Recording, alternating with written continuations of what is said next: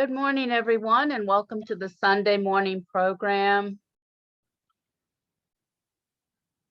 Good morning. Welcome to the Sunday morning program of the Nova Baha'i Center. I think, is everyone in now? Once again, welcome. This is the Sunday morning program produced by the Northern Virginia Baha'i Center. At this time, we will begin with prayers and devotions, and then we will be back with our speaker. Thank you.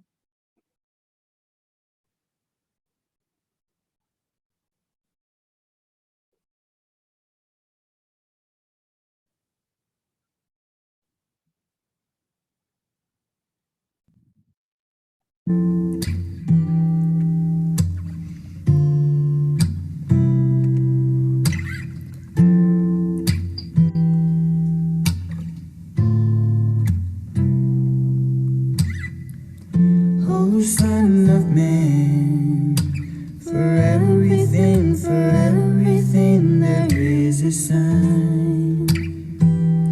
There is a sign. O Son of Man, for everything there is a sign. There is a sign. The sign of your love is fortitude. The sign of your love is fortitude. Under my decree, under my decree, under my decree. And patience, and patience. Under my trust, under my trust, under my trust, under my trust, under my trust, under my trust, under my trust, under my trust, under my trust. O Son of Man, for everything there is a sign.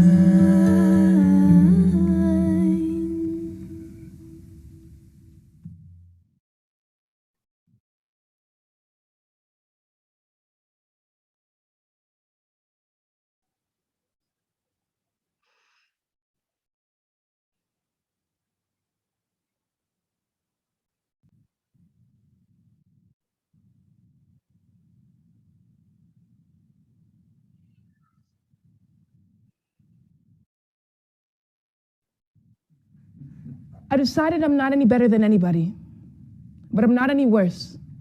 I'm just different. The same way you are missing the magic in the formula that makes me you and you me, and coming to this conclusion was not as easy as it seems. It's been a long, arduous task, a test of faith on some days, in hopes that someday I'd find something to believe in, and not just when I believed I needed something to help pass life's test or find my damn keys.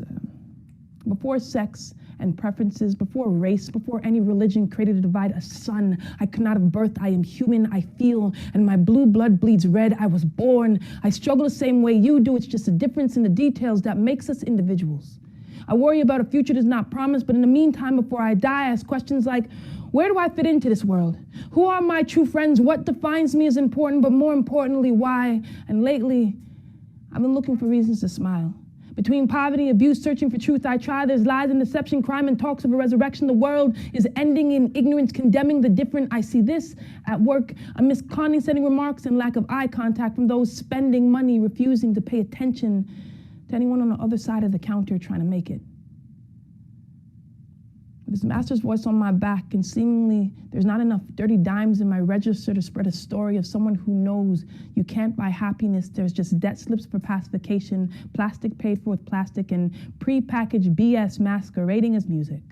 So I've gone to corner coffee shops and bars, bookstores and parks. I've taken poetry from street to street to streetcars. After backroom breakdowns and stakeouts on street corners, I slam to pay homage to those who live inside me, those who stood and stand beside me outside the box, knowing that this is not where we plan to be, but know that this is where we are. So I've gone to those corner coffee shops and bookstores and parks, knowing that there'll always be someone maybe sitting right next to me, trying to find that perfect, chipped, buck-toothed, yellow crooked grin. Because what's the point? If not to share with the ones who inspire you to keep giving back.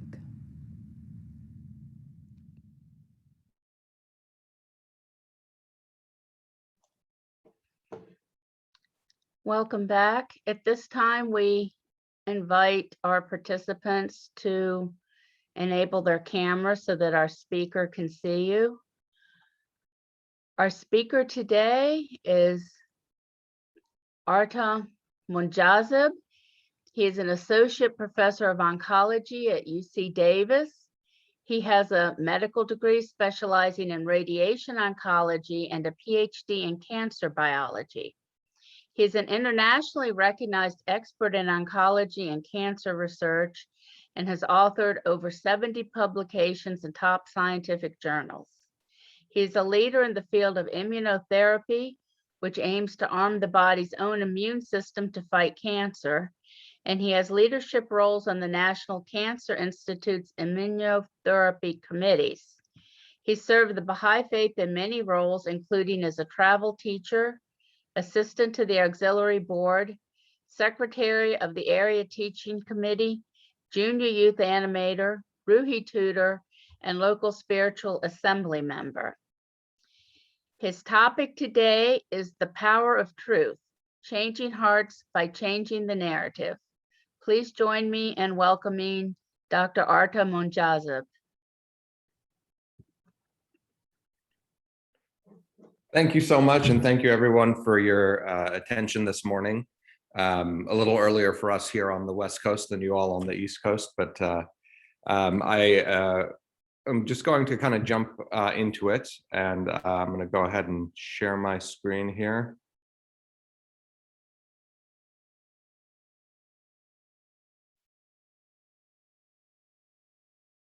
And so this, the presentation that I'm going to be sharing with you usually is about like an hour and a half presentation, but I'm going to try to parse it down to about an hour. So there's going to be some slides that I skip over, and that'll be why. So the talk today, while about unity, it's also really about truth and about changing the narrative that's within our hearts.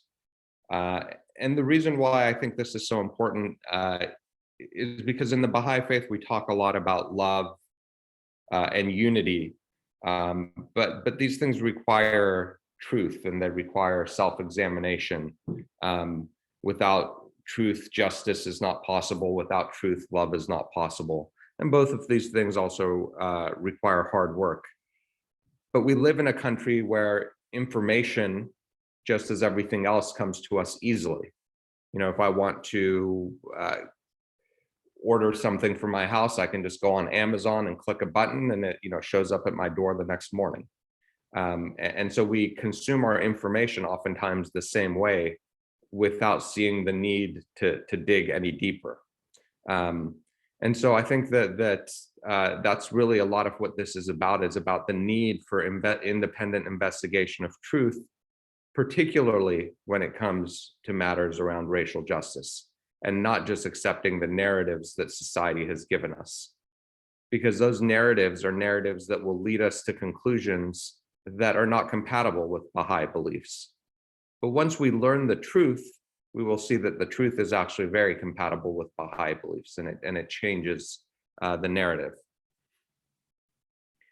Let me also say that I have no expertise in this area, and what I mean by that is not that I haven't read and studied it, but I'm not, I'm a cancer doctor, and certainly not a professor of history or of sociology or anything like that. But at the same time, I do this work in part because I think it's the work that we should all be doing, but also because oftentimes my Black brothers and sisters have asked me to do this work, because sometimes if they were to be here and give a similar presentation, we view them as the angry Black person, and it closes our hearts. And I think that's unfortunate, but that's I think that the truth of the matter. Whereas someone like me in the Baha'i community is often reacted to differently. What I do have expertise in is my own prejudices and my own racism. And so that's what I'm going to talk about a lot today, and kind of my experiences and how I've personally learned about the importance of the independent investigation of truth. And oftentimes when we think about racism, we think about pictures like this, and we think that it's something that certainly doesn't apply to us, and certainly doesn't apply to us as Baha'is. The Baha'i writings make it very clear that there's really no room for racism within the Baha'i faith. We're told that it's the cornerstone of the message of Baha'u'llah, and the oneness of mankind is a cornerstone of the message of Baha'u'llah, and that racial prejudice is wholly incompatible with the Baha'i faith. Abdul Baha tells us that all prejudices between man and man are falsehoods. And certainly we have a beautiful and diverse Baha'i community. But I think that, one of the issues here is that we think that because as Baha'is we believe in racial unity, that means we have achieved racial unity. And I think these are two different things, right? Anyone who is in a relationship requires that saying that you're in love is not enough, right? Actually being in love, working on a relationship requires hard work. And so while as Baha'is, we have oftentimes, touted our diversity, I think sometimes the unity has not been there to the extent that it could be. And certainly I think we're miles ahead of general American society. But I think the question is, have we reached the degree of unity that Shoghi Effendi and Abdul Baha called us to within our communities?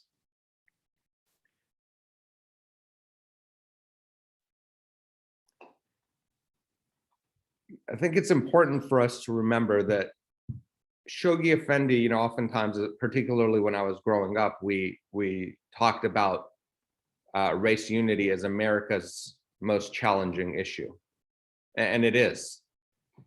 But I think it's important to remember that Shoghi Effendi pointed out to us that it is also the American Baha'i community's most challenging issue, right? So for us to think that it's something that we have resolved, or something that as Baha'is we're absolved with dealing with because we believe in the oneness of humanity, and that somehow we are suddenly immune from this disorder, I think is an important understanding that I had to come to, because I felt that as a Baha'i, okay, I believe in the oneness of humanity, so I can't be prejudiced. But I think that that's not true. And I think if we look at the history of the Baha'i faith in this country, we see that the racism of this country has always been an issue within our communities. And for the sake of time, I'm not going to read through this, but this is basically a letter from Doris McKay. And the Guardian had asked the Baha'is in Memphis to form their local spiritual assembly. And basically what Doris McKay is conveying here to the Guardian is that basically the white Baha'is in Memphis refused to do this. They did not want to form an assembly because it would require having unified meetings with the Black Baha'is in Memphis. And we can read here some of the things that they say. They said that any such moves would be ruinous to the social and business position of the white Baha'is. He said that they had known of the colored believers, but had thought of them as a group that could go on indefinitely operating separately. So, from the beginning, both Shoghi Effendi and Abdul Baha, I think, were very heartbroken with us as a community that we struggled so much with the oneness of mankind with this issue. But it is something that's built into American fiber, the fiber of American society. So it also should not be surprising to us that this is an issue. And we've been told, again, that this is our most vital and challenging issue. And so I think the question is, certainly things like this don't happen in the Baha'i community today. But if we look at a deeper level, have we reached the level of racial unity and racial justice within our communities that we need to? And I'll start with the bottom quote here from the National Spiritual Assembly that says, "No one is immune to this disorder. We are all members of this society and to some degree suffer the effects of its maladies." We live in a country that is built on racism and has racist institutions. And so to live in this society and think that we can remain unaffected by racism, I think that the National Spiritual Assembly is telling us that that's not possible. Yes, we're fighting against it, but it's not possible to be wholly unaffected by it. We're not immune to it. It's kind of like jumping into a pool and thinking that you can not get wet, right? You're surrounded by the water. You are going to get wet. But I think once we see it that way, then it equips us to work with it and work against it. Because if we think that we are immune, if we think that as Baha'is, which has been my thought process for a long time, that, oh, I'm a Baha'i, I believe in the oneness of humanity, my work is done, then I'm not armed to fight against the biases and the prejudices that society is constantly exposing me to.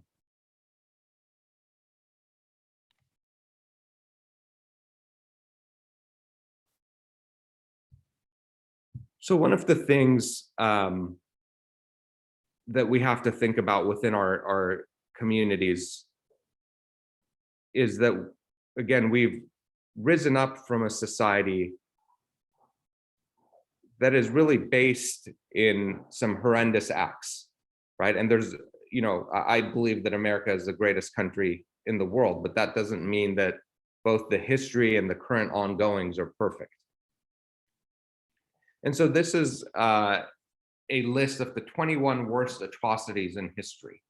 And this is simply based on the number of people who died. Doesn't take into account things like the dehumanization of people, doesn't take into account things like rape, doesn't take into account things like stealing people's children and selling them. This is just purely based on number of deaths. And what we can see is that, two of the greatest atrocities in human history, the conquest of the Americas and the Atlantic slave trade, is really what America was built on. That's the foundation of America. America wouldn't be possible without those two things. It wouldn't be possible without the genocide and taking the land from Native Americans. And it wouldn't be possible without slavery, not in the form that it's in today. And I'll get to this in a little bit more detail. So, one thing that I do as kind of a thought experiment for myself, and I invite you all to do the same, to evaluate my own, biases, is I think to myself, if I'm to walk down the street at night, and there's a group of youth, walking down the street towards me, a group of young men walking down the street towards me. And if they're Black versus if they're white, how is my gut reaction and my instinct different. And if I'm to be honest with myself, it is different. It's not something that I'm proud of, but at the same time, I think if I don't acknowledge it, if I don't examine it, then I can never hope to resolve it. And so for me, if I'm honest with myself, I see that when I'm walking down the street, my reaction is different because I'm more guarded, more suspicious, maybe a little bit more nervous if it's a group of Black men versus white men. And so I have to examine that and think to myself, well, why is my gut instinct different? Have I had bad experiences with Black people? The answer to that is no, I haven't. So why is my instinct different? Why do I have this prejudice that's there? And so again, I think this goes back to this idea of the unity within our communities. We're working towards unity, but to really, I think, achieve that, the true oneness of humanity that Shoghi Effendi and Abdul Baha and Baha'u'llah have called us to, requires us to examine these biases and to do more than just take pictures that show our diversity, but to really exemplify our diversity in the way that we live our lives, to exemplify our unity in the way that we live our lives. So when I examine, my own prejudices, I think that for me, there's really two parts to it. One is, that I came into this country with my own problems, my own culture, and then I tried to assimilate into white society. So my goals, what I viewed as being kind of societal norms, all of these things were defined for me by white American society. But Shoghi Effendi has warned us against this. He has told us that the American believers, both individually and as an organic community, must under no circumstances be confounded with the characteristics and nature of the people from which God has raised them up. A sharp distinction between that community and that people must be made. So I think my first error was thinking that being like other Americans was my goal, right? Shoghi Effendi has told us not to do that. He's told us that there should be distinction between who we are and the rest of society. There should be distinction between what our communities look like and what the rest of American society looks like. The other thing is that I also came into this country with my own prejudices, aside from the ones that I learned here. And it's important to note that the Atlantic slave trade was not the only slave trade. We see here back on the same list of the 21 worst atrocities in history, that there was also the Middle East slave trade, right? Something that we don't talk all that much about. But the same way that slaves were taken from Western Africa across the Atlantic Ocean to the Americas, likewise, Africans were stolen from Eastern Africa and taken through the Indian Ocean or the Persian Gulf to the Middle East as slaves. So as an Iranian, my history, although it's not talked about, also participated in the slave trade. And to be clear, it's a different slave trade, right? It wasn't American chattel slavery. And it was different also because the children of slaves weren't born into slavery. They were born free for the most part. But having said that, it also creates certain biases within our culture. Because when you view Africans, Black people as slaves, then that's going to naturally create a bias within the culture against darker skin. And this certainly exists within Persian society.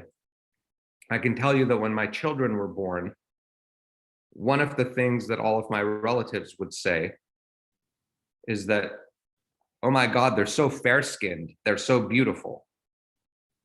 And so this idea of being fair-skinned, of having, light skin, light hair, light eyes, as being beautiful, being more intelligent, is certainly a concept that exists in Persian culture as well. So it's a bias that I bring with me from my own culture. And it's certainly something that I see within, the Persian community and within, my own family, and within the Persian Baha'i community as well. Growing up, I had friends and relatives who were dating Black people, and oftentimes I would hear, "Oh, I love Black people, but my daughter or son shouldn't marry one." Right? Or, "Why are Black people so angry? What are they so angry about?" And I'm going to get into this thought process as an immigrant a little bit as well, because I think this is an important one, to think about. This here is just an example. These are Iranians, but clearly of African descent.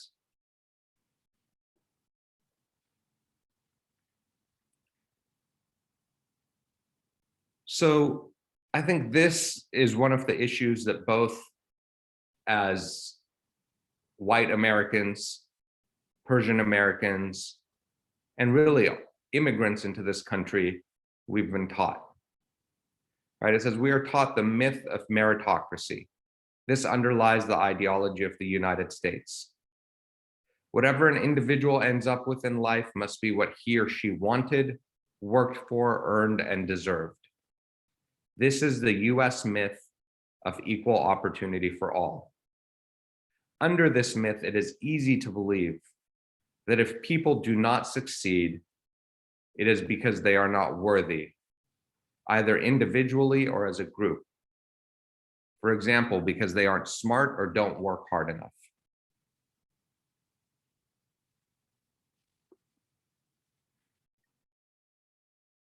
This is from Dr. Joy DeGruy, who, as you all know, is one of our own Baha'i scholars on these issues. And this is from her book called Post-Traumatic Slave Syndrome. If you've never read it, I highly recommend it to you.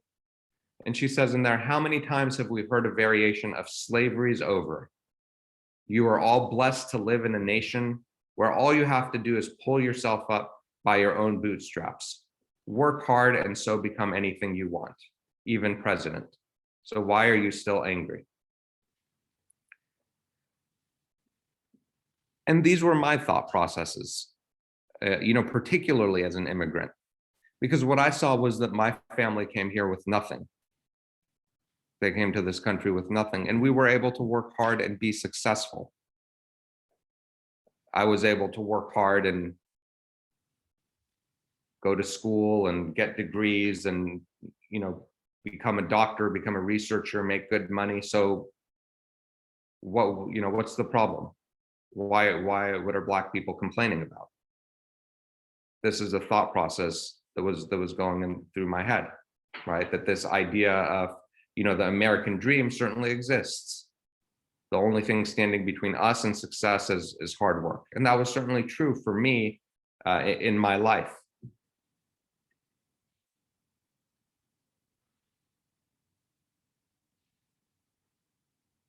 But I think that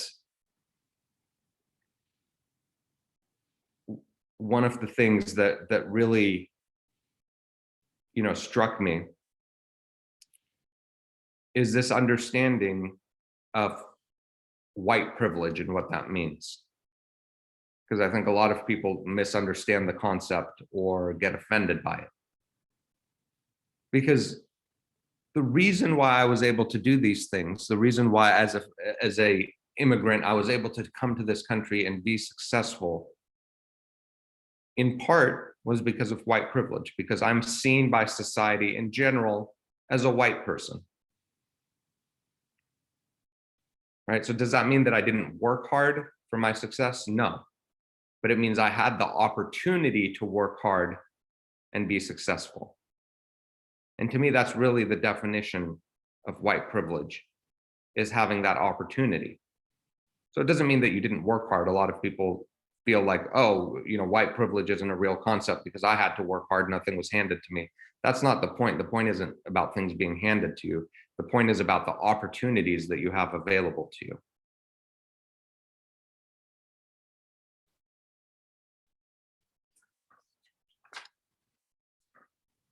So, I think that this attitude of mine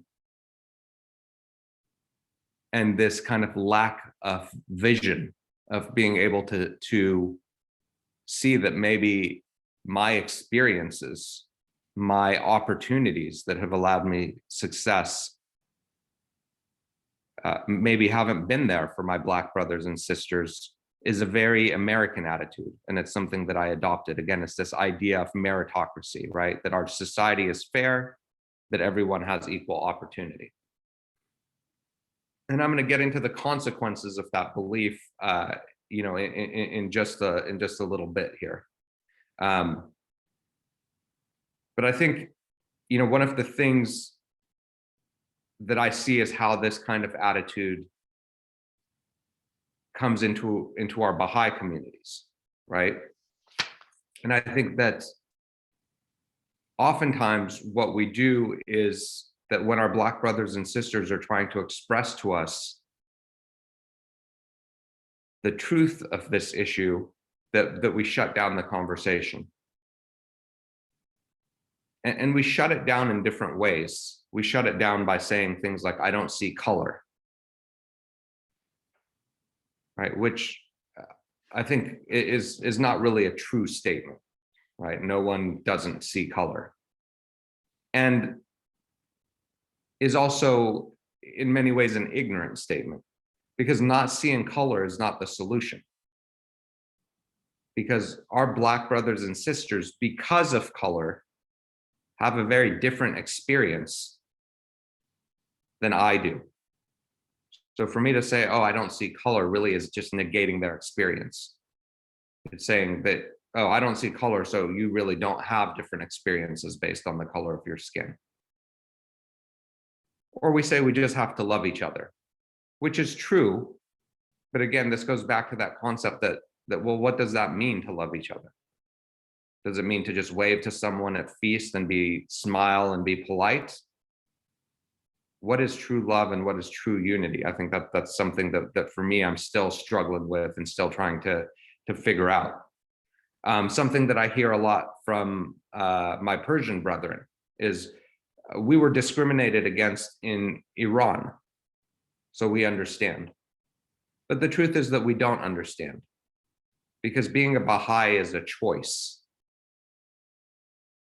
We chose to be Baha'is, we chose to take on that discrimination, and certainly the nature and duration of that discrimination is completely different. As Baha'is, we were never considered to be less than human. Or the other big one is that when conversations in our communities become uncomfortable, we say, oh, we need to stop this because it's causing disunity. But I think that we oftentimes confuse disunity with being uncomfortable. Being uncomfortable doesn't mean that we're disunified. You have to be uncomfortable to achieve growth. You have to have hard conversations to achieve growth. That's what we're being called to do, right? We're being called to participate in these difficult conversations. But if we can't even have them within our own community, how are we going to have them outside of our community? Ultimately, if dealing with racism is causing disunity, if being obedient to what Shoghi Effendi and Abdul Baha have called us to do is causing disunity, then we need to examine our communities more closely.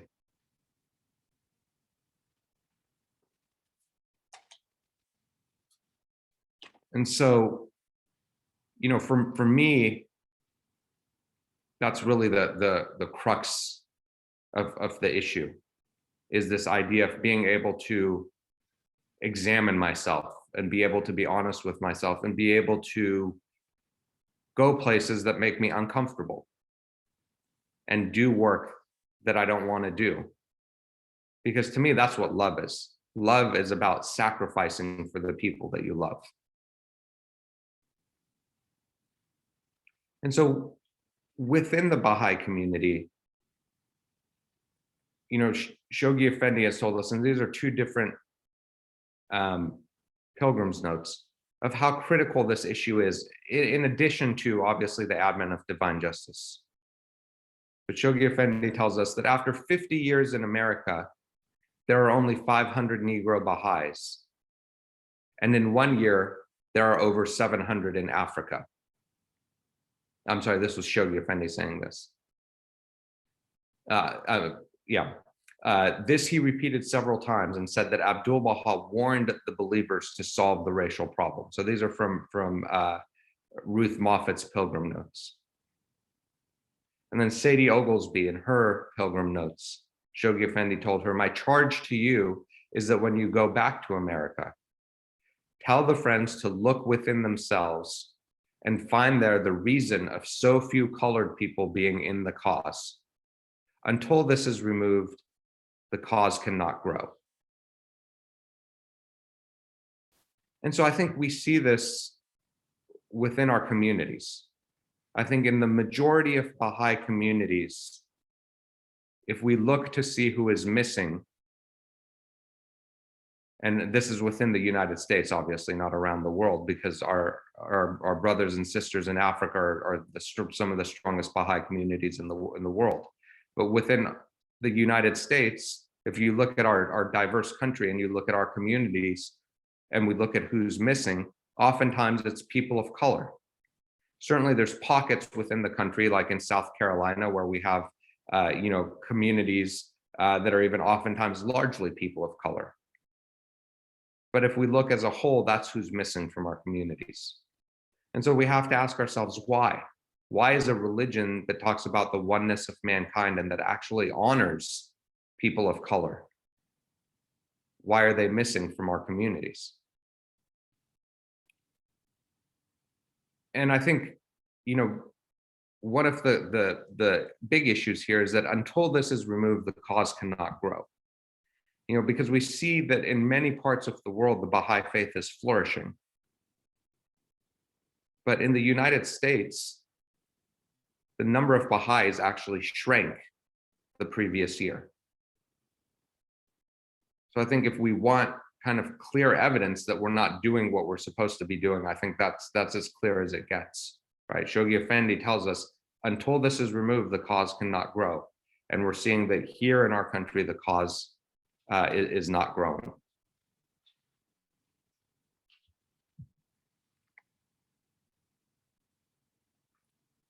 So one of the issues in my own kind of personal prejudices and biases was what I learned from American society,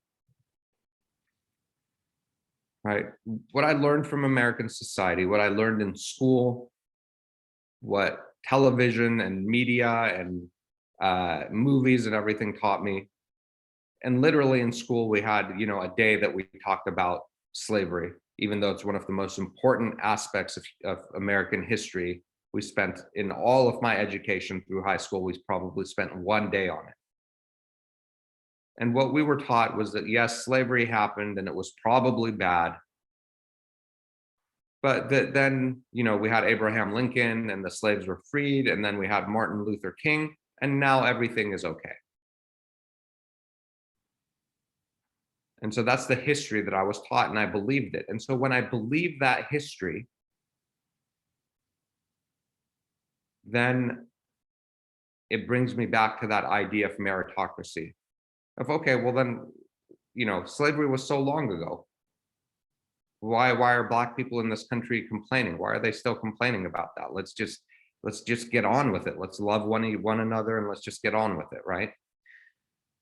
But I think if we dig a little bit deeper, we can actually find the true history of what happened in this country. And the sad part is that you don't have to dig very deep to figure that out, but you just have to be willing to do a little bit of work. You have to be willing to just step out of that mainstream information that we're given and actually do the independent investigation of truth that we are called to do.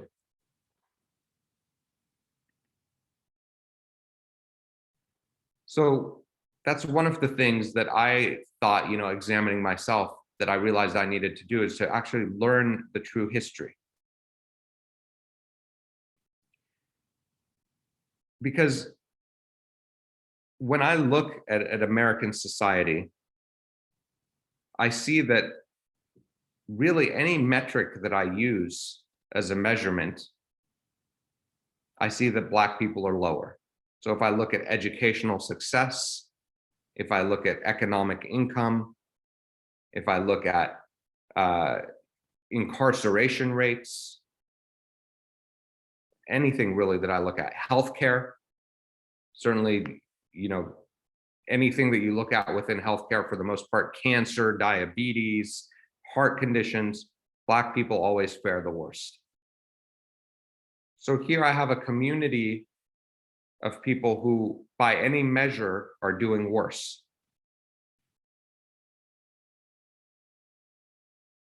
And yet I live in a society that I believe to be just and that has equal opportunity for all people. And so this creates what I call cognitive dissonance in my mind. Cognitive dissonance is when you believe two things that can't be mutually true. Right? So on the one hand, I believe in Baha'u'llah, and I believe in the oneness of humanity, and I believe that all humans are equal, and I believe that all humans were created noble. On the other hand, I'm led to the conclusion that Black people must be inferior because they have equal opportunity, yet they're doing worse, consistently doing worse. Again, I came here with nothing. I've been successful. They've been here for generations. They're not successful. And again, I'm making generalizations. Obviously, there are many Black individuals who are successful, but if we look as a whole within our society, there's no way around that the statistics are clear. And so why is this group of people unable to succeed as a whole? Why are they less likely to succeed, I should say, as a whole? Well, either it's because they are inferior and Baha'u'llah is wrong, or it's because they actually don't have equal opportunity. But I don't see that. When I walk around in my life, I don't see how they don't have equal opportunity. I don't witness it. And I think that is one of the powers of racism, is that when we live in white society, it shields us from what's happening to our Black brothers and sisters. And so when they tell us about the oppression that they're facing, we feel that they're just complaining or being overly dramatic, being the angry Black person, and we dismiss their experiences. So I think this is where understanding this history comes in. So I'm going to go through this, briefly, but I think that it's important for anyone who lives in this country to know the true history of what's happened. Because where racism started and where it is today are things that we don't really talk about, and where it's been throughout our history in this country and really in the world. But racism, in many ways, started in the Christian church. And it started with the doctrine of discovery, which led to this idea of manifest destiny in the United States. So the idea of manifest destiny in the United States is that God had destined for us that America was meant to span from the Atlantic Ocean to the Pacific Ocean. God wanted us to do that. God wanted us to take that land away from the Native Americans, right? That was our God-given duty. And so where does that idea stem from, that God gave us the right to a land that is inhabited by other people? Well, it stems from the doctrine of discovery. And the doctrine of discovery started in the 1400s in a series of papal bulls, right? So edicts coming from the Pope. And basically during this period of time, the two great powers of Christianity, and particularly of Catholicism, Spain and Portugal, were on the brink of war. And they were fighting over resources. And so what was declared in the doctrine of discovery was that any white European Christian who goes somewhere else in the world and discovers land, they can claim that land as their own. If that land is inhabited by people who are not white, and not Christian, those people have no right to that land. You can take that land and you can enslave those people. In fact, it's your God-given duty to do that. This is a book here called Slavery Ordained of God, written by a Christian minister. Because the idea was that non-European Christians, I should say non-European, non-Christians, were savages. They were less than human. And so going and taking their land is fine. They don't really have a right to that property. Going and taking their resources, the colonization of Africa, that all of that is, acceptable in the sight of God. And slavery is acceptable, because by slavery, you can teach them about Christianity and you can stop them from being so barbaric and so savage. So this is the history that we don't oftentimes talk about, but this is where colonialism started. This is where global anti-Blackness started. For hundreds of years, when manpower was the most important resource in the world, we stole that manpower from across the African continent. And then we ask today, well, why is Africa economically behind many other parts of the world? Well, it's because we stole all their manpower and then we stole all their resources, and we're continuing to do it today. It's like cutting off someone's legs and then saying, why can't they walk? I mean, it's really absurd when you think about it. But many people say that. Many people say, well, look, it's not just this country, look at Africa. They're behind most of the world economically. So there just must be something wrong with Black people in general, not looking at their own actions that caused those outcomes.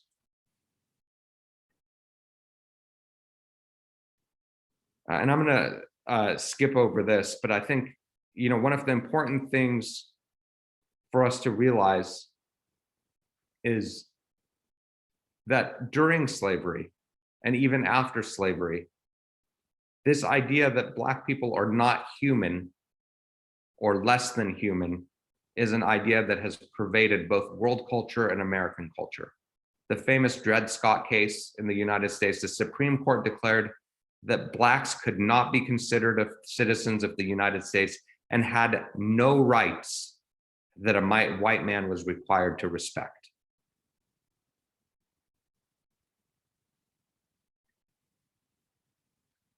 But what happened after slavery? So is what I was taught, is that true, that Martin Luther King marched and then everything was good? Well, we certainly know about Jim Crow and this idea that Blacks are still less than whites, right? That a Black is 3/5 of a white person. But there's so many other things that have happened.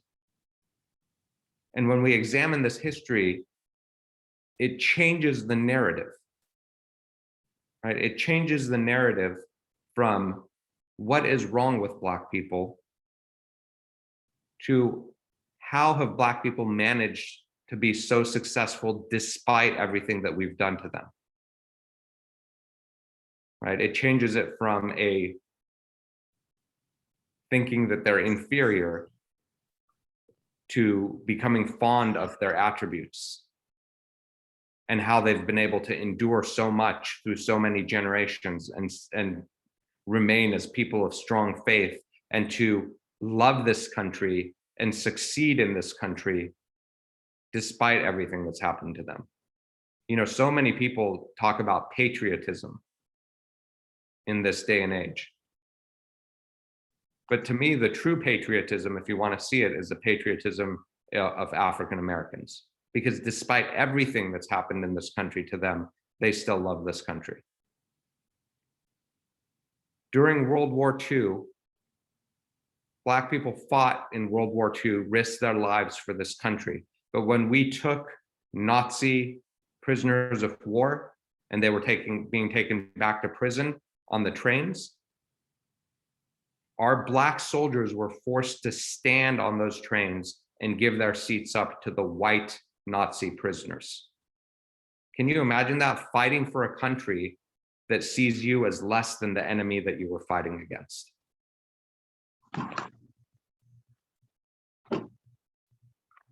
When they came back from war, after World War I, World War II, we had the GI Bill that created a lot of wealth in this country. A lot of the generational wealth in this country comes from home ownership. And a lot of that home ownership finds its roots in the GI Bill that gave loans to returning veterans in order to buy homes. Well, guess who was systematically excluded from the GI Bill? It was Black people.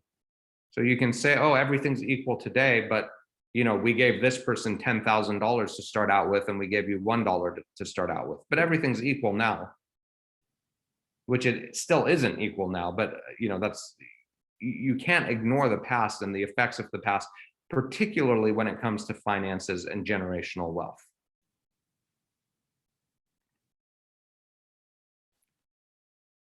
This is an example here of redlining. This is, since you all are in Virginia, we're looking at Norfolk, Virginia here. And what you see this up top here is an old map of redlining. And what redlining was again, it goes back to this idea of home ownership. And this was shortly after the Great Depression. What the banks did was they outlined areas that they wouldn't give loans for home ownership because those areas were considered high risk. And again, remember that the #1 method of generational wealth in this country is the ownership of homes and land. So guess who was excluded from being able to get loans again? Forget the GI Bill, but just the general population. If you look at these red and yellow areas in Norfolk, these were the historically Black areas. This is back from the early 1900s. If we look today at Norfolk, Virginia, this is today at Norfolk, Virginia. Where are the higher income areas? Oh, look, they match this map from the early 1900s perfectly. Where do the Black people live? Oh, look, they live in the poor areas. It matches this map perfectly. So if we think that the historical things that have happened in this country don't affect opportunities today, we're incorrect. There's no other way around that.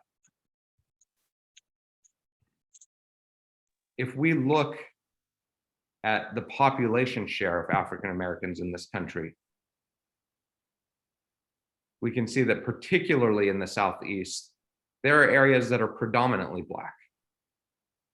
Yet interestingly, in these areas, until recently, I think there was only 2 Black senators ever elected. So how is that possible? Again, it's possible through making Black votes count as less. How do we do that? We do that by gerrymandering, right? We draw our district lines so that all the Black votes are concentrated in an area rather than letting them have the majority in 2 areas. We put them in 1 area and then we'll draw really thin lines connecting 2 white communities to give them an equal voice. So in our politics, in our economics, anywhere that we look at, we've held down our Black brothers and sisters, and then we've said, well, why are they held down?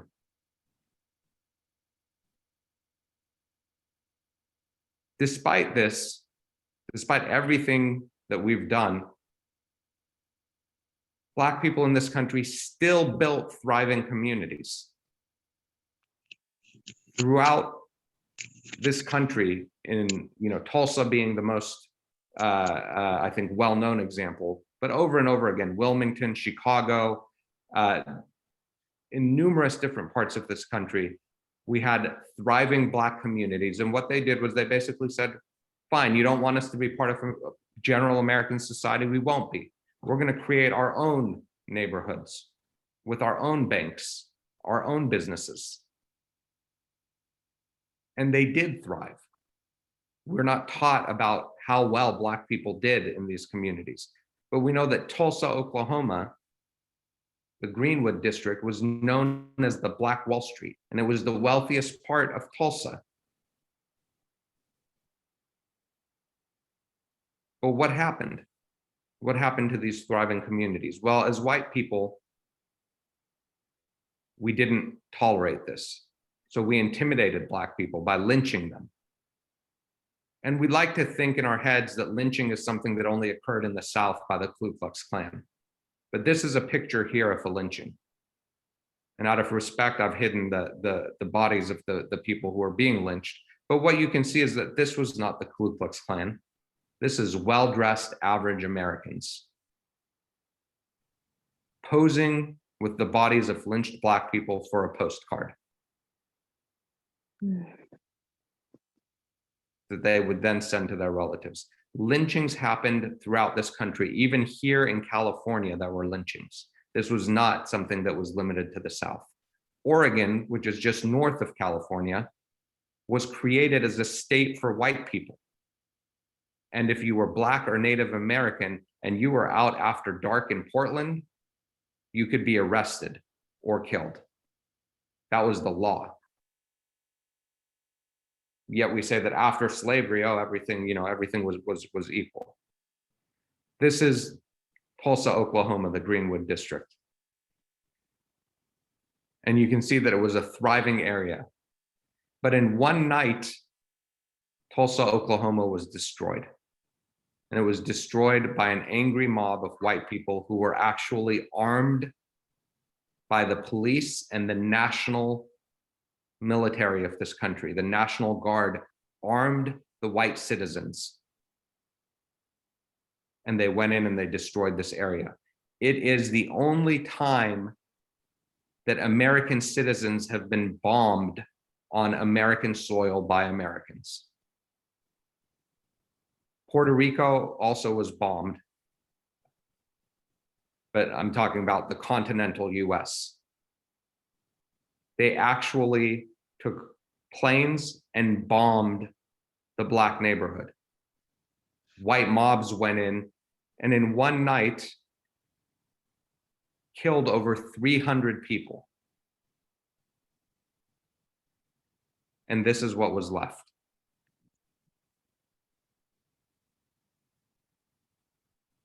And what they did in order to prevent Black people from being able to use insurance to get money for what they had lost was they said it was a riot that was induced by Black people. So you can see that even when Black people split aside from our society and succeeded on their own, our society did everything within its power to keep them down through extreme violence. And yet they're the ones that we've labeled as being violent. They're the ones that in my mind, when I walk down the street and I see a group of youth walking towards me, I'm worried that those Black youth are going to be violent. Yet if I look at the history of this country, violence has always stemmed from one side towards the other. And that's always been white towards Black.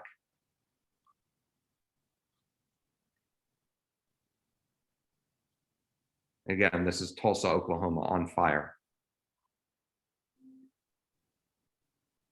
And these things, these types of behaviors, it's interesting, in the recent Universal House of Justice letter, it warns us that racism will continue to find new ways to manifest itself. They describe it perfectly, that it will just transform and find new ways to manifest itself until in society, until we can change hearts. And that's exactly what's happened. So again, after this, in the 60s and 70s, Black communities began to thrive again. We had strong urban centers of Black wealth and Black power.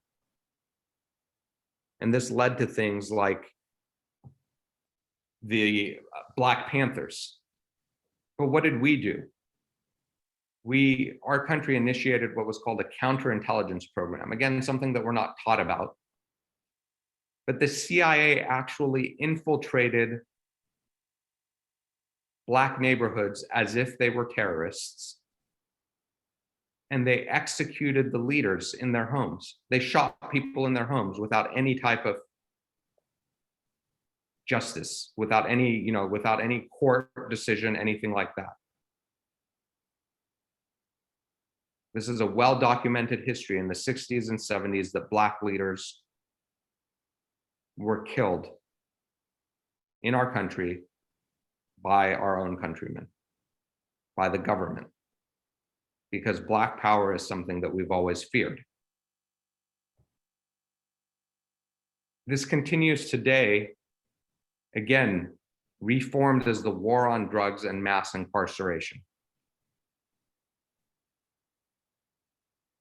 We call America the land of the free, but statistically, we are the least free country in the world. 1% of our population is in prison. So whether you look at pure numbers or whether you look at it by percentages, there is no country in the world with more unfree people than us here in the United States.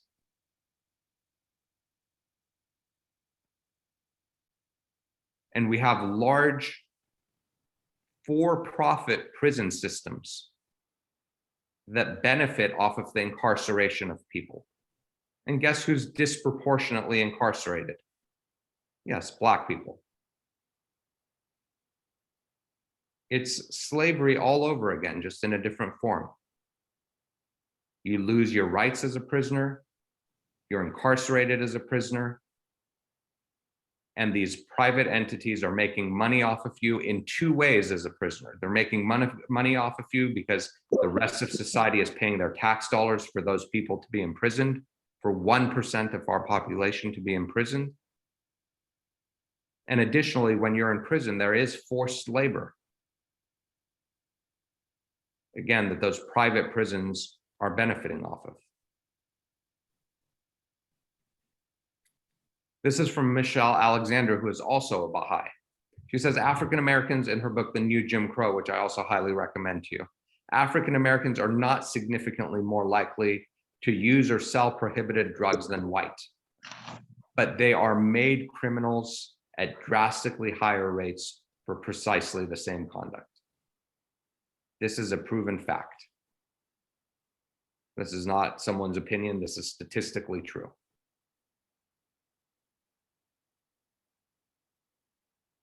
She goes on to say, as a criminal, you have scarcely more rights and arguably less respect than a Black man living in Alabama at the height of Jim Crow.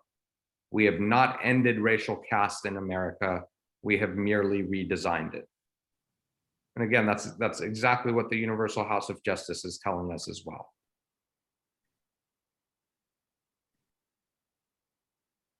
So the question is why? During slavery, okay, slavery was done obviously for profit, right? And it was also done because people thought that, that was their God-given right. But why now? Why does this continue today? Why is it still part of our society? Why is it interwoven into the fabric of our society? Why is Black power so feared in our country? Well, if we look at this historically, and this is from Dr. Derek Smith, another Baha'i, in his essay, Centering the Pupil of the Eye. From the earliest days, Europeans labeled Blacks as vicious, as being thieves, as vengeful. From the very early, so this is the first encyclopedia, and this is the way that Blacks were labeled. So can you imagine going to a country, killing people, enslaving them, taking their land, and then calling them vicious? All right, so why do we need to do that? We need to do that because how else can you justify what we've done? If Black people are not vicious, if Black people are not less than human, then how can we justify the way that we have treated them? We cannot. So the only way for us to justify our own behavior in this country and throughout the world, the behavior towards Black people in this country and towards Africans throughout the world, is to consider them less than. Because if they're equal, then what we've done is unspeakable, right? So we call them violent to mask our own violence. We call them lazy to mask our own laziness. This bottom quote here is from Thomas Jefferson, right? One of our founding fathers. And this is still in the psyche of the United States today. It says, deep-rooted prejudices entertained by the whites, 10,000 recollections by the blacks of the injuries they sustained, new provocations, the real distinctions which nature has made, will divide us into parties and produce convulsions which will probably never end, but in the extermination of the one or the other race. This is why we fear Black power. Because our founding fathers told us that if we give them power, they're going to exterminate us. This is still very much in the psyche of the United States today. Even though historically, what we see is that all Black people have fought for is justice, and generally have fought for that peacefully, despite our violence.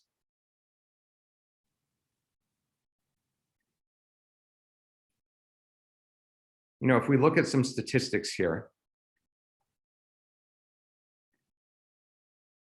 this is going back to this idea of violence and being criminals. If I look, this is the rate of violent crimes, murder against white people. As a white person, I'm far more likely to be killed by another white person than by a Black person. Yet somehow, TV, news, my education has convinced me of the opposite. That I'm far more likely to be killed by a Black person than by a white person. The same statistics hold true for violent crimes. If we look in this country at your odds of being a millionaire, you can see that white or white adjacent, you know, people who are Asians, Persians, we do well. But much, much lower for Hispanics and Blacks.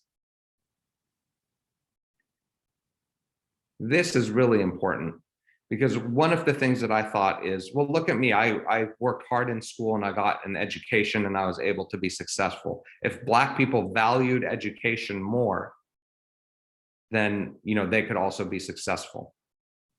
Now, if we look, yes, increasing education does improve the median household net worth for Black people, but not nearly as much as it does for white people. And you can see that someone who is Black, who has finished college, still has a less household net worth than a white person who didn't even finish high school.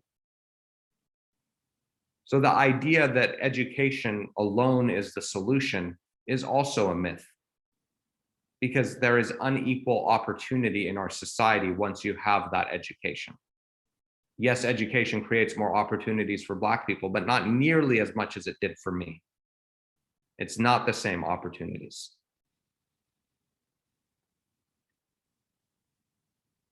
So another important realization for me is that the opportunities that I had, not only were they not available to Black people, but they were generated by Black people. This is from Edward Baptiste, the author of The Half Has Never Been Told. The idea that the commodification and suffering and forced labor of African Americans is what made the United States powerful and rich is not an idea that people necessarily are happy to hear, yet it is the truth. So I'm able to be wealthy because I live in a wealthy country. What made this country wealthy? How did we go from being a series of poor colonies to, in a very short period of time, historically, the world's economic superpower? Well, it's because the world's most valued commodities at that time, things like sugar, tobacco, and mostly cotton, were grown in this country by free labor. And that's what allowed us to be rich. That's what allowed us to become the second country in the world to undergo industrialization. And that's what led to our current wealth. It was generated by the work of Black people. Yet they have systematically been denied access to that wealth that their ancestors generated. But I come into this country with nothing as an immigrant, and I have access to it.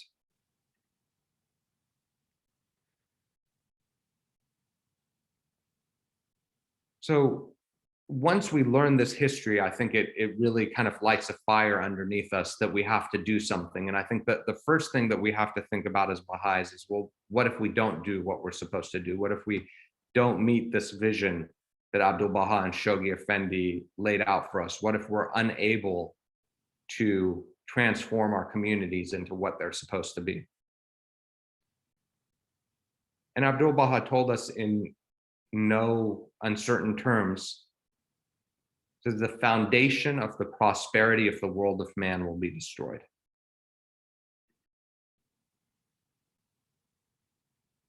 He says here, it is the destruction of America.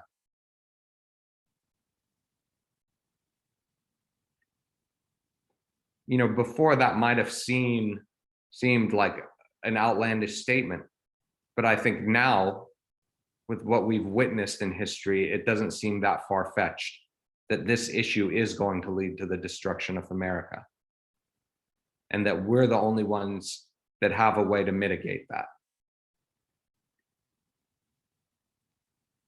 And that's why this work is so important. You know, we know that the American Baha'i community has a very special spiritual destiny.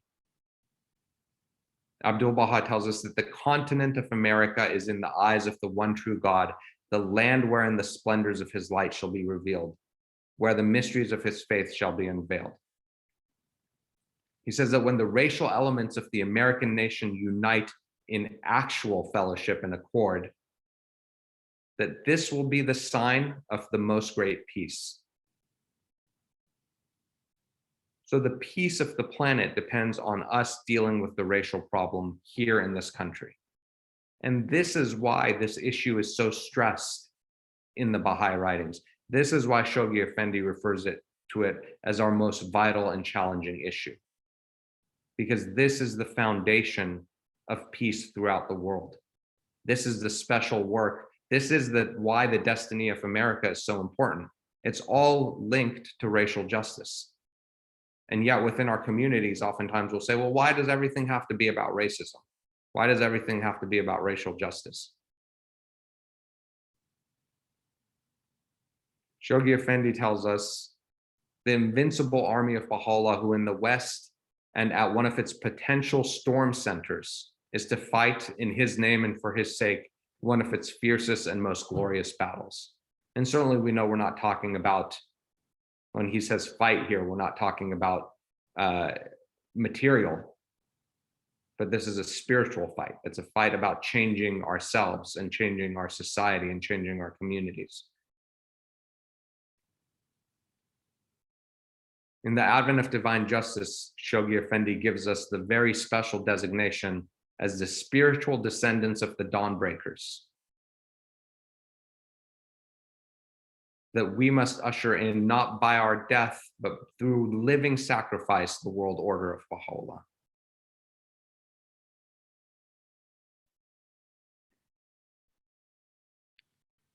And just for the sake of time, I'm going to skip forward a little bit.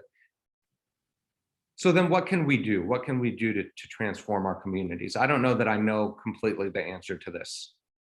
But I think one thing that the Universal House of Justice has made it clear to us is that we can't continue down the path that we're going down. They've called for us for a profound alteration of thought and action. A profound alteration. So if we're doing the same things that we were doing before, that's not good enough. If we're living our life the same way that we were living it before, that's not good enough. If we're not taking the time to educate ourselves as to the truth of what's happening in our country, that's not good enough. A profound alteration of thought and action are required. So I think that's the first step, is to realize that we need to change.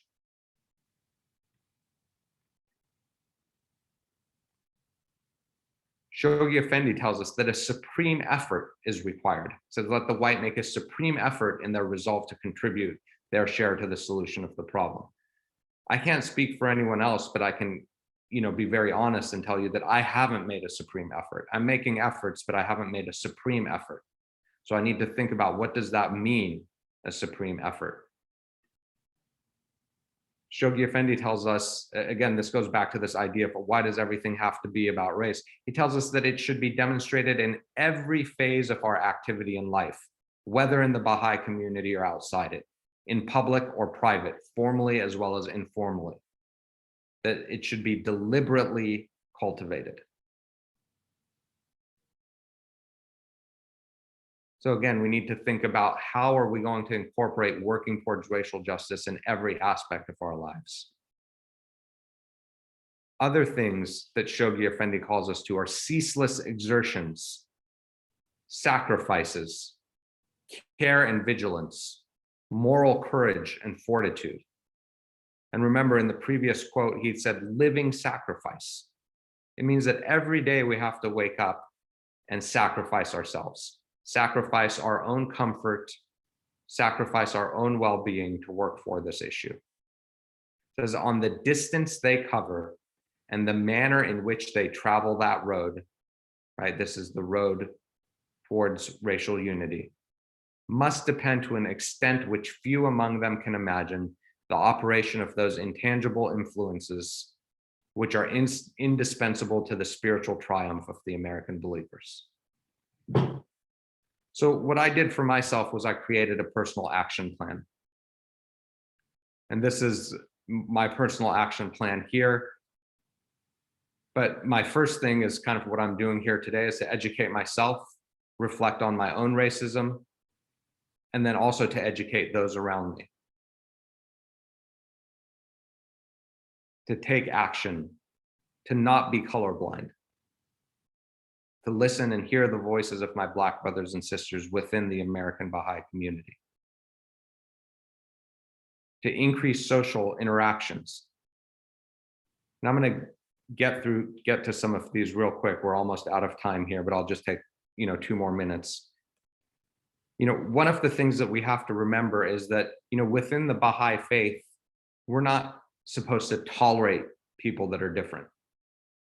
And in fact, the Baha'i writings talk to us about how important Black people are.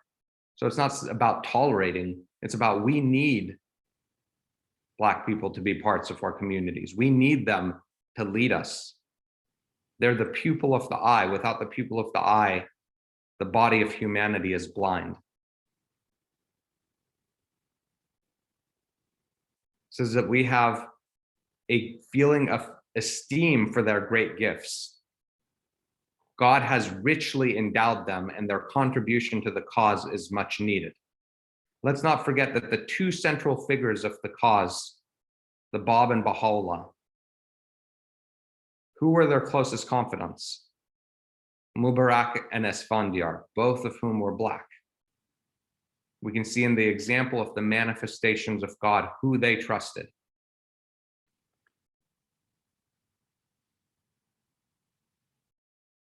Abdul Baha tells us that Esfandiar is who Baha'u'llah entrusted with his secrets. The Bab tells us, and I don't have the quote here, that oftentimes we credit the Bab's uncle with raising him. But in a recently translated tablet, the Bab says, is praising Mubarak for being the one who raised him.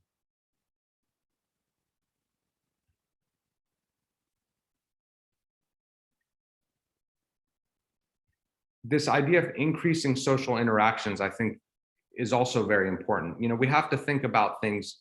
I live in a wealthy white neighborhood, and I consider my neighborhood to be safe. But one thing that I never considered is that my neighborhood is not safe for all people. A Black person walking down the street in my neighborhood may not feel safe because this is a neighborhood that they don't belong in. This is a neighborhood where people might call the police because they're there, saying, oh, someone's walking down the street being suspicious because they're Black. We have to understand that the way that we see the world is different. Our experiences in society are different than the experiences of our Black brothers and sisters. We could be walking down the same road, but we're walking down 2 different worlds because of the way that society sees them versus us. And so the only way really to overcome all of these biases that society is constantly putting into our head is through personal interactions, through friendship. And I don't mean to artificially go out and say, oh, I need a black friend, so I'm going to go find a black friend.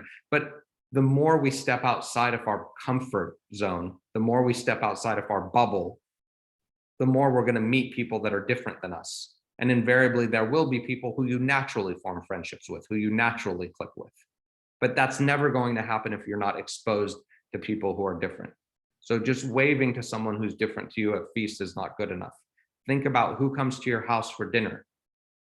Who comes to your kids' birthday parties? What do they look like? Think about where you live. Are we living in a, exclusive community, in a gated neighborhood? If so, why? Who are those gates supposed to keep out? So I think that, all of us have work to do. I know that I certainly have work to do. And for me, this is really just about me reflecting on myself, on my own shortcomings, and on the work that I need to do, and how important that work is in this day and age. And it's difficult work that we're called to do. It's not easy. If it was easy, Shoghi Effendi wouldn't use all those adjectives to describe it. He wouldn't call it our most vital and challenging issue. But at the same time, we know that we live in a very special time in human history, and that none of us are here by accident. That we were all hand-chosen by Baha'u'llah to be here, to be in this country at this time, because we have the capacity to do this work. If we're willing to push ourselves outside of our comfort zone, if we're willing to change our thoughts and alter our actions the way that the Universal House of Justice has called us to. So I'll end with this quote. The word of God has set the heart of the world afire. How regrettable if you fail to be enkindled with its flame. Let your principal concern be to rescue the fallen from the slough of impending extinction, and to help him embrace the ancient faith of God. For ye are the first among men to be recreated by his Spirit, the first to adore and bow the knee before him, the first to circle round his throne of glory. I swear by him who hath caused me to reveal whatever hath pleased him, ye are better known to the inmates of the kingdom on high than ye are known to your own selves. Think ye these words to be vain and empty? Would that ye had the power to perceive the things your Lord, the All-Merciful, doth see, things that attest the excellence of your rank, that bear witness to the greatness of your worth, that proclaim the sublimity of your station.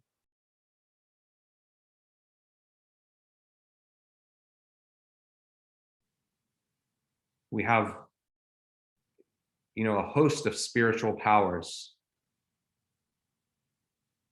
He says that the inmates that were better known to the inmates of the kingdom on high than we're known to our own selves, that they know us. They are prepared to assist us, that we are noble, that we are excellent, that our station is sublime. So the only thing left for us to do is act and be certain that with action will come success.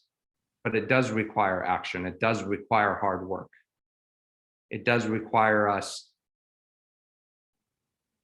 to do that work that will change the narrative within our own minds, within our own hearts, and within our communities, so that when our Black brothers and sisters come into our communities, they see that distinction that Shoghi Effendi called for. Rather than coming into our communities and receiving those same grievous wounds that Shoghi Effendi refers to that they've received in the rest of American society, that they can come into our communities and find it as a place of protection. And the honest truth is, if you survey our Black brothers and sisters within the Baha'i faith, our communities have not been that. Our communities have been places that they've continued to be wounded the same way that they've been wounded in American society in general. But we can transform our communities, and we can rise to this great task And through our example, we can set an example for the rest of American society that yes, racial justice and racial equity and true love and unity are achievable. So I'll go ahead and stop there and would be happy to take any questions. Thank you, Dr. Monjazeb, for that very cogent and insightful talk. We are almost at 12 o'clock. If you are willing to stay after 12 and answer questions, is that a possibility? I'm happy to, yes. I know that I went a little over what I was supposed to. I apologize. Okay, in that case, I'm going to let everyone know next week, we will not have a program because of the July 4th holiday. The following Sunday, July 11th, our speaker is Sarah Freeman Wolpert, and her topic will be announced later. At this time, Ismail is going to do our closing prayer for us, and then whoever wants to stay can stay and talk with you more.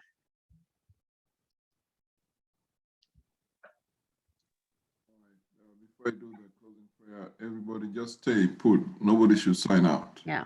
Because we have a wonderful speaker that's going to give us some insightful, answer insightful questions.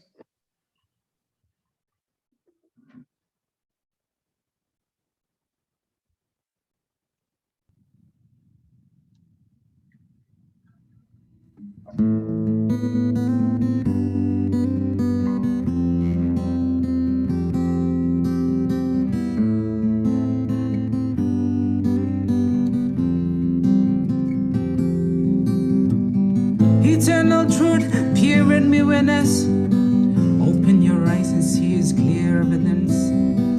Pure in me witness, pure in me witness, pure in me witness. This is the day in which all lies shall tear up with terror. The day in which the hearts of them that dwell on earth shall tremble. This is the day in which all lies shall tear up with terror. The day in which the hearts of them that dwell on earth shall tremble. Remove from your eyes the veil of sinfulness. Whoa, whoa, Turn your faces towards the beauty. whoa, whoa. Illumine the darkened mind of men and awaken the tormented soul. Oh, oh. Whoa, whoa.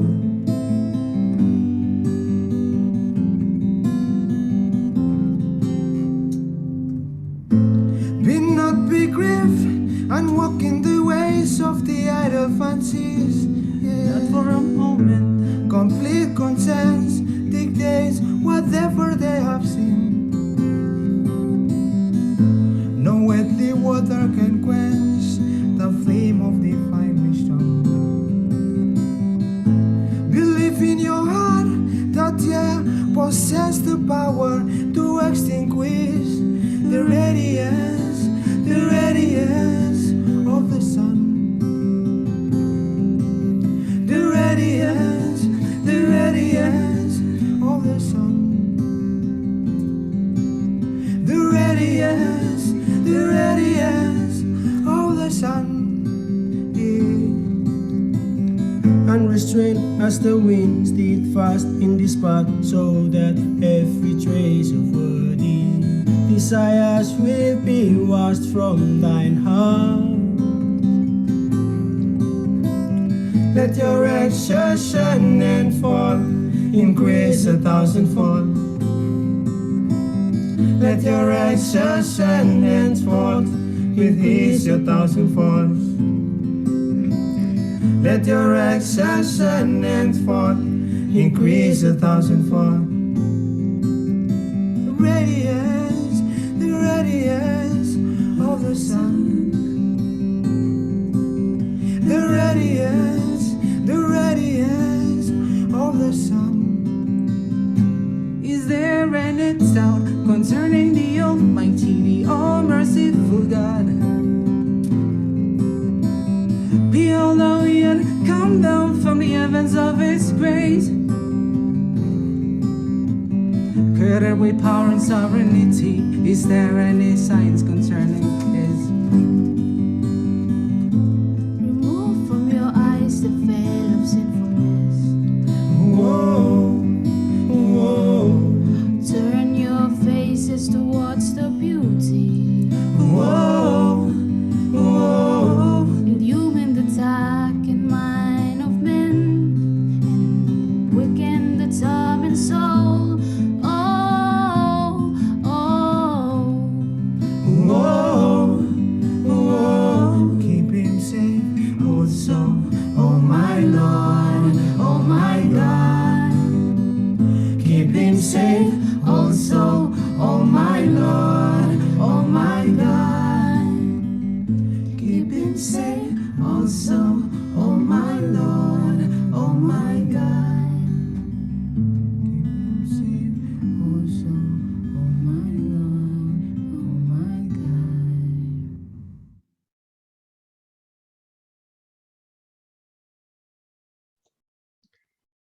Thank you. It looks like Emmanuel has his hand up first. Would you like to? Hi, thank you so much for the presentation. I mean, it was so clear, and it's rare to have presentations which are so clear and comes right into our faces. And I mean, of course, I agree with all what you said, but I mean, from a practical standpoint, maybe it would be helpful if, I mean, if it did happen in your Baha'i community, did anything is being done regarding that subject matter, and if so, how? So maybe, I mean, we could get some ideas of options to address all the issues that you have mentioned. Thank you. Sure. You know, I certainly wouldn't hold our community up as an example of where we're supposed to be, but I do think that we are actively, you know, working on this issue. As a community, we were very blessed in that we actually had Dr. Joy DeGrew living in our community, and you know, I was blessed to serve on our local spiritual assembly with her. And so we were able to take advantage of that, and she was kind enough to do kind of an intensive 10-week course about you know, racial justice and racism, and for our Baha'i community. And so I think that was really a transformative experience. So this goes back to that idea of you know, educating ourselves, because that has to be the beginning. If we don't, you know, this is an illness, and as a physician, I can tell you, if we don't understand the nature of the illness, it's impossible to try to heal it. So I think that the education and understanding the true history is always the key. And then, you know, in our community, there's a number of different things that we're doing, but a lot of those are kind of individual initiatives. So there's a family in our community that hosts a discussion on racism and racial justice once a month. And that's a discussion that is outside of the Baha'i faith. And what I mean by that is everyone knows that they're Baha'is, they're hosting it as Baha'is, but it's not a fireside, it's not a devotional, it's purely a discussion on race, and it's mainly attended by people from the wider community. So they've basically created a space that people can get together and talk about this issue, which I think is very important. As a community, the fourth Friday of every month, we have our meeting called Actions for Racial Justice, where as a community, we get together and we're discussing, okay, how are we incorporating working towards racial justice within our Baha'i lives, within our personal lives, within our community? People are sharing different ideas, but we're also making plans as a community, in addition to as individuals, as to kind of, you know, how to work on this issue, these types of things. Another thing that we've done is, because in our community we actually don't have very many Black males, was our community sponsored Oscar DeGrue to come to our community and work as a travel teacher, and to help us, reach communities that we might otherwise not be as successful as reaching, but also to help incorporate, the arts, the performing arts, music and dance back into our communities. With the advent of the Ruhi process and Ruhi courses, unfortunately, we misinterpreted that, and we took a lot of things like the Baha'i workshop out of place, which was so important to our youth, but also was very attractive to other youth who are not Baha'is, and particularly to people of color, as a way to express themselves. So yeah, there's a number of different things that we're doing, and I'll tell you, as a member of our local spiritual assembly, it's always something that's on our agenda. In terms of everything that we discuss, we want to consider that angle of it as well. We want to make sure that everything that we're doing, we're considering the angle of racial justice in it, because otherwise, it's very easy to slip up and make mistakes, and we probably still do slip up and make mistakes, but we are putting in an effort to try to deal with that. So that's just a few examples of what's happening here, within our communities. And then I'm sharing here on the screen some of the tools that I've used for my own, and I'm continuing to use for my own education. So there's a number of great websites here, like the World Embracing website for the Foundation Hall University, Dr. DeGrue's website. There's a number of different books that I think are excellent. So, not every community is fortunate enough to have Dr. DeGrue in their community, but that doesn't mean that we can't educate ourselves and put together times as a community to study these things, and to study the history, and to educate ourselves about these things. Okay, Barbara Talley had her hand up next. Hello. Hi, Barbara. Yeah, my phone is not getting good reception right here. I don't know if you can hear me. I can hear you. Can you? Okay. I'm wondering, one of the, and I'm just, I always love to hear you, because, you bring so much to it. I'm wondering if you have handy the poem that you wrote. I mean, I think you summarize a lot for the audiences in that poem. Do you have it handy? Yeah, I think I could pull it up here, I think. Because I have it handy, because I think that I think you share that. That's, we know that the Bob says treasures lie hidden beneath the throne of God. The key to those treasures is the tongue of the poet. And I think you summarized your journey in that poem. I'd like you to share that if you can. Sure, yeah, I would be happy to. Let me just give me a second here to pull it up. And I have actually two different And you wrote versions. that in 1993. Yeah, I wrote it in 1993, and then I recently changed it around just a little bit. It's basically the same poem, but it just changed it around a little bit. So yeah, so this is a poem that I wrote that it's called Immigrant, and it's really kind of about the experiences that I was just talking about, of assimilation into America and into white culture. Where were you when we were told, they asked me, that this is the land of gold, the land of the free, the home of the brave. Don't question it, just try to fit. We're not blind, you just see things a different way. If you're to be of our kind, you must forget what we said and remember what we say. Step here, they told me, and don't look down. Take what you can for free. Step here, they told me, don't touch the ground. Be all that you can be. Step here, they told me. It's this way to the promised land, and you must never look down. For we are all afraid of heights. Don't touch the ground, only the clouds, nice and white. But our deeds cannot be hidden. Our sins are laid bare for all to see. So we close our eyes and we forget whose blood it was that watered this tree. Though our eyes are closed, we still feel the pain. Justice denied for too long. Innocent blood running again. Step here, they told me, and don't look down.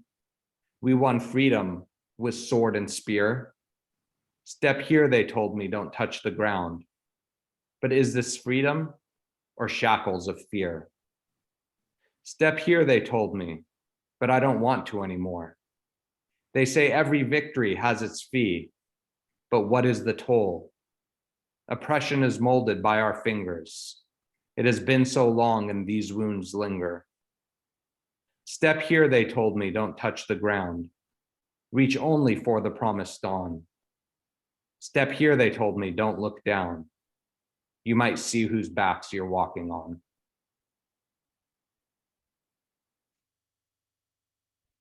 Wow, thank you. I think that would, it sums it up.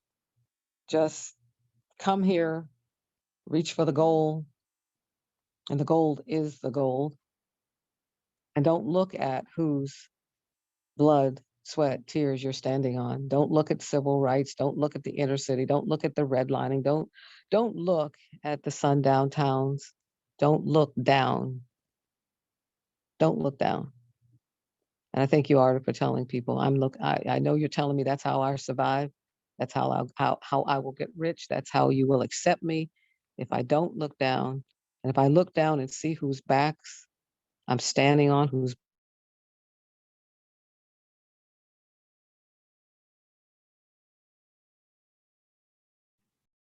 I think you cut out there, Barbara. Are you?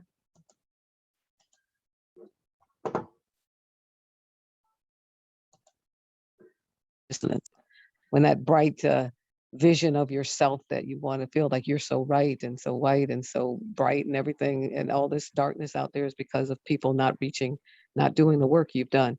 When you step outside of that, as you have been doing, you give, you first of all, you set yourself free from those shackles of fear that you talked about, but also you allow yourself to change.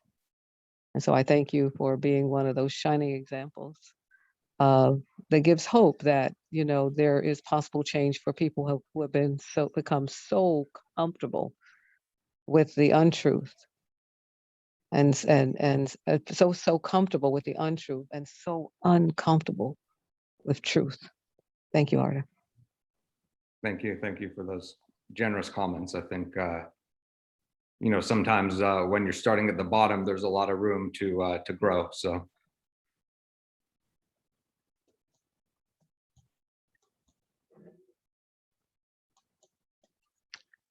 Are there any more questions or comments?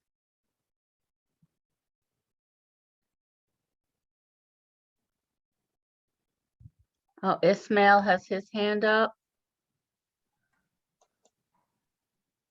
Yes, Brother Arta, thank you so much for, providing us a wonderful presentation, and talking the truth of everything that's,